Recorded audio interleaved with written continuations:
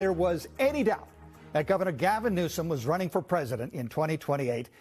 This was supposed to be Gavin Newsom's big moment. His own podcast, his rules, his home turf. But then he made one huge mistake. He invited Charlie Kirk. And what happened next? Straight up public humiliation on camera forever.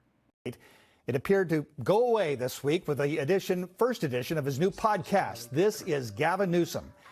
Consider that the governor invited as his first guest Charlie Kirk, a pro-Donald Trump conservative who runs Turning Point USA, a group. Charlie Kirk is one of the most controversial conservative voices in America right now.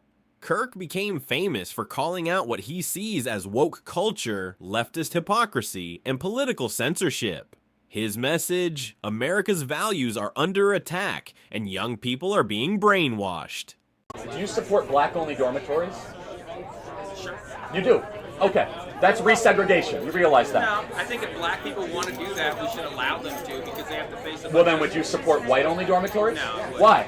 Because pretty much the school is white only. Pretty much every dormitory is white only. Looking around, I'd say it's a more diverse campus than just seeing white only. Seriously, Charlie Kirk, give us some advice. Get better ideas, Governor. Is like, it for ideas? example, I mean, like, if you want to, you have an opportunity to, run to the middle and seize this mantle. Obviously, You're talking to me of all people. Yeah. So, you right now should come out and be like, you know what?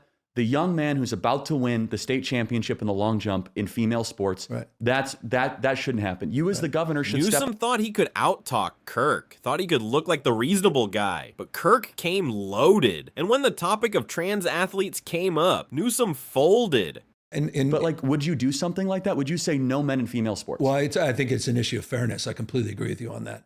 It is an issue of fairness. So it's deeply unfair. Would you speak out against this young man, A.B. Hernandez, who right now is going to win the state championship in the long jump?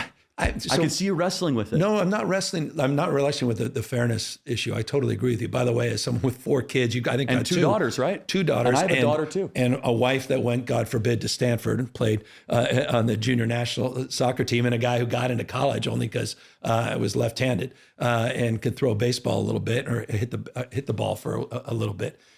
So I revere sports. And so the issue of fairness is completely legit. And I saw that the last couple of years. Boy, did I saw. California's governor, the king of progressive talking points, just agreed with Charlie Kirk on live camera. Instead of defending his woke policies like he always does, Gavin Newsom looks him dead in the face and says, "I kid you not, it's an issue of fairness. I completely agree with you on that." How you guys were able to weaponize that issue at another level. Not weaponize. That's well, weaponize may be pejorative. You're right, but you were able to shine a light on, highlight it in a way that, frankly, there are not that many. We're talking about, I think, the NC2A, what, 510,000? No, but I just didn't realize it's 890 medals and trophies that we know of in the last 5 years. That's a lot. No, so let me step back. Say completely fair on the issue of fairness. I completely agree. So that's easy to call out, the unfairness of that. There's also a humility and a grace. That these poor people are more likely to commit suicide, have anxiety and depression. And the way that people talk down to vulnerable communities is an issue that the internet did not hold back. Left-wing Twitter was furious. Right-wing Twitter was celebrating. And Gavin Newsom was trending for all the wrong reasons. This wasn't a debate win. This was a political disaster. Would you speak? I revere sports. And so the issue of fairness is completely legit.